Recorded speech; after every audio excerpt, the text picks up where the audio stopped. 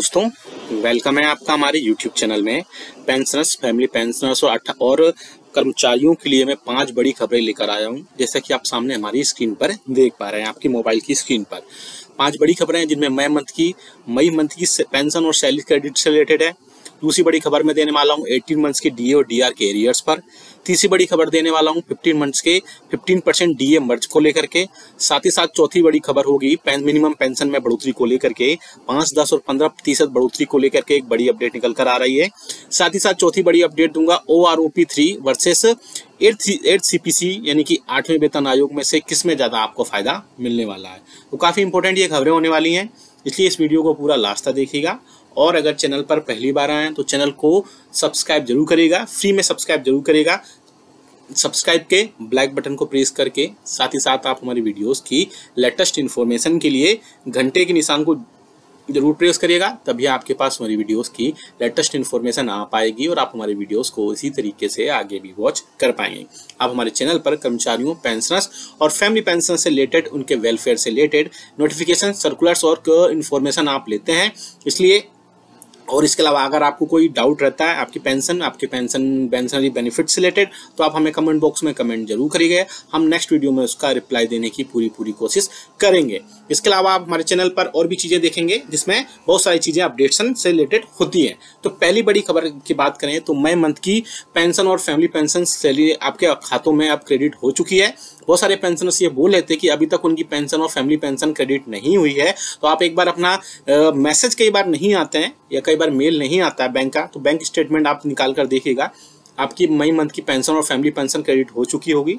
इसके बाद भी अगर आपकी पेंशन क्रेडिट नहीं हुई है तो आप अपने CPCCs में, ये बैंक्स में या फिर अपने ऑफिस में भी जाकर के एक बार पता कर सकते हैं कि क्यों आपकी पेंशन अभी तक खातों में क्रेडिट क्यों नहीं हुई है। क्योंकि कई बार फैमिली पेंशन और पेंशन जो होती है वो जो है आपके लाइफ सर्टिफिकेट सही से सबमिट ना करने के चलते भी रुक जाती है, जिसके चलते पेंशनर्स और फैमिली पेंशनर्स को काफ़ी उसमें दिक्कतों का सामना करना पड़ता है और उनको कई सारी चीजें वहां पर नहीं हो पाती। इसलिए आप एक बार जाके चेक कर लीजिए बैंक स्टेटमेंट, नहीं तो आप अपने ऑफिस में जाके एक बार अपना लाइफ सर्टिफिकेट का स्टेटस जो है वो जरूर चेक करिएगा। अब बात करते हैं दूसरी बड़ी खबर की। बेसिकली 2 से लेकर के 5 तक की जो खबर है वो मोस्टली आप अभी तक यूट्यूब पर देख रहे होंगे, जिसमें पहली बड़ी खबर होती है 18 मंथ्स DA और DR को लेकर के, 50% DA और DR के मर्ज को लेकर के, OROP 3 और 8th CPC में जो बढ़ोतरी हुई है या बढ़ोतरी जो होगी उसमें लेकर के, साथ ही साथ मिनिमम पेंशन जो है यानी कि 5 और 10 और 15% या हर साल एक ब्लॉक में 1-1% पेंशन में बढ़ोतरी की, ऐसी खबरें बहुत दिनों से चल रही हैं। लेकिन अभी तक इनमें से जो भी खबरें हैं वो ना तो सच हुई हैं और ना भारत सरकार ने, या बोल सकते हैं कि गवर्नमेंट ऑफ इंडिया ने किसी भी टाइप से कोई भी इसमें बढ़ोतरी करने का ऐलान नहीं किया है। हालांकि 8वें वेतन आयोग पर तो संसद में ही क्लियर बोला जा चुका था कि अभी गवर्नमेंट इंटर मिनिस्ट्रियल और मिनिस्ट्रियल दोनों ही तरीके से 8वें वेतन आयोग के बारे में अभी नहीं सोच रही है। इसमें उन्होंने लेकिन ये भी नहीं बोला कि 8वां वेतन आयोग नहीं आएगा, उन्होंने बोला कि गवर्नमेंट अभी फिलहाल 8वें वेतन आयोग के बारे में नहीं सोच रही है, क्योंकि अब जब वेतन आयोग आएगा तो उससे पहले एक कमेटी गठित होती है, जैसे कि 7 CPC में हुआ था। 7वां वेतन आयोग आपको 2016 से इम्प्लीमेंट हुआ था, लेकिन उसके पहले एक कमेटी गठित की गई थी, वो शायद 2014 में 2014 में एक कमेटी बनाई गई थी। उन्होंने बहुत सारे रिकमेंडेशंस दिए थे, उन रिकमेंडेशंस को चुना गया और बाद में एक आपका फाइनल के पे कमीशन आया। तो इस बार भी ऐसा होगा, बहुत ज़्यादा चांसेस हैं कि इस साल या फिर नई साल के आने तक इसमें कोई ना कोई अपडेट्स आएगा कमेटी कॉन्स्टिट्यूट होने का, या फिर 8वां वेतन आयोग अगर नहीं आता है तो उसके बदले कुछ और आपका पेंशन रिवीजन या सैलरी रिवीजन का कोई ना कोई फॉर्मूला निकल कर आएगा। मोस्टली बहुत सारे पेंशनर्स ये भी बोल रहे थे कि एक वाइट फॉर्मूला हो सकता है या ऑटोमेटिक पे रिवीजन हो सकता है या परफॉर्मेंस बेस्ड भी हो सकता है। तो आगे आने वाले दिनों में क्लियर हो पाएगा कि इसमें क्या चीज़ें हैं। अब बात करते हैं 18 मंथ्स DA और DR के एरियर्स पर। तो ये सब बहुत सारे लोग अज्यूम्स कर रहे हैं कि इलेक्शंस के बाद जब नई गवर्नमेंट आएगी तो 18 मंथ्स का DA और DR आपको प्रोवाइड कराया जाएगा। हाँ, आपको मैं जानकारी के लिए बता दूं और पहले भी बता चुका हूं कि आपको 18 ईयर्स का DA और DR के एरियर्स मिलने के चांसेस बहुत कम है। गवर्नमेंट पहले ही रिटर्न ऑर्डर में बोल चुकी है, इसके अलावा संसद में भी कई बार रिटर्न आदेश में सरकार बोल चुकी है कि आपका 18 मंथ्स का DA और DR का एरियर्स आपको नहीं मिलेगा। लेकिन फिर भी यूनियंस और फेडरेशन हालांकि इसमें बात करती रहती हैं और कोई ना कोई इसमें आउटपुट निकल कर देखने को जरूर मिलेगा, और जैसे कोई ना कोई अपडेट निकल कर आएगा हम आपको जरूर बता देंगे। हालांकि अभी फिलहाल यही है कि आपको 18 मंथ्स का DA और DR के एरियर्स आपके खातों में नहीं मिलेगा।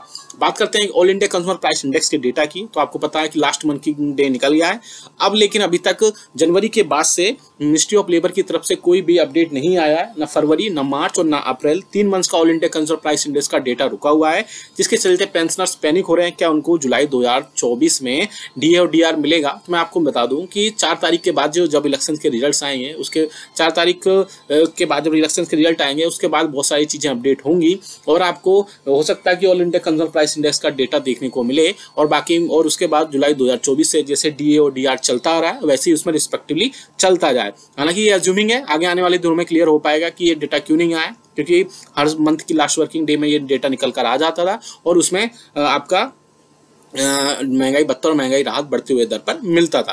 लेकिन आप बात करते हैं 50% डीए मर्ज की, तो 50% डीए मर्ज में बहुत सारे यूट्यूबर्स ये बोल रहे थे कि अब 50% डीए मर्ज होने वाला है और जुलाई से फिर से 0 से स्टार्ट होगा। तो मैं आपको बता दूं ऐसा बिल्कुल नहीं है। ये प्रोविजन सिर्फ और सिर्फ 5th पे कमीशन में था। 7th पे कमीशन का आप पूरा एक पढ़ेंगे, पूरा सारी चीजें डिटेल में पढ़ेंगे जो कि मैंने पढ़ी हैं, उसमें ऐसा कहीं नहीं है कि 50% डीए मर्ज होगा। आपका 50% जैसे है 54% होगा, वैसे इसको बढ़ता जाएगा। उसमें कोई भी तरीके से 54, 53, 55 जो भी बढ़ेगा वो इसमें बढ़ोतरी होगी। इसमें किसी भी टाइप से और भी चीजें नहीं होंगी। आपका जैसे चीजें चल रही हैं वैसे ही होंगी। और जो लोग बोल रहे हैं कि 50% डीए मर्ज होगा, उसमें ऐसा कुछ नहीं है। मर्जिंग जैसी सिचुएशन नहीं है। हालांकि आगे आने वाले दिनों में इसमें भी बहुत सारी चीजें क्लियर हो जाएंगी कि मर्जिंग हुआ कि नहीं, लेकिन अकॉर्डिंग टू मी, मुझे जहां तक लगता है इसमें मर्जिंग नहीं हो सकती है।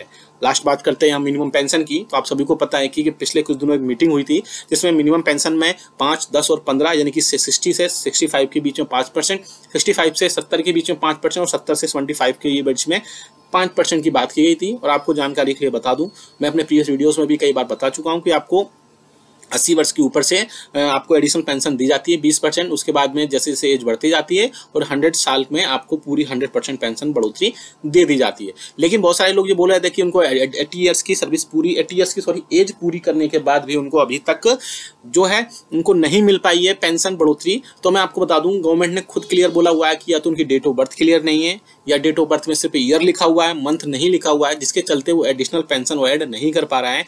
तो आप अपने पीपीओ में जा करके सही चीजें ऐड कराएं और मिनिमम पेंशन का फायदा वहां पर आप ले सकते हैं। हालांकि मिनिमम पेंशन आपको 80 ईयर्स की एज पूरी करने के बाद ही मिलेगा। उससे पहले के पेंशनर्स लगातार सरकार से रिक्वेस्ट कर रहे थे कि उनकी पेंशन में, बेसिक पेंशन में भी एटलीस्ट 5-5 साल के ब्लॉक में 5% की बेसिक में वृद्धि की जाए, जिस प्रकार से हर साल एग्जिस्टिंग या सर्विंग एम्प्लॉइज के बेसिक पेंशन में 3% की बढ़ोतरी होती है। तो आगे आने वाले दिनों में जब थोड़ी चीजें क्लियर होंगी तब आपको बता पाएंगे कि क्या चीजें इसमें मिनिमम पेंशन होगी। अगर आप भी चाहते हैं कि आपकी मिनिमम पेंशन में बढ़ोतरी हो तो आप हमें कमेंट करके बताइएगा कि आपके हिसाब से कितनी मिनिमम बेसिक पेंशन में बढ़ोतरी होनी चाहिए, साथ ही साथ मिनिमम सैलरी में कितने प्रतिशत की बढ़ोतरी होनी चाहिए। हालांकि ये सब चीजें अज्यूमिंग है, जब तक आपको खातों में न मिल जाए तब तक ये सारी चीजें समझनी बहुत सही नहीं होती हैं। हालांकि बहुत सारे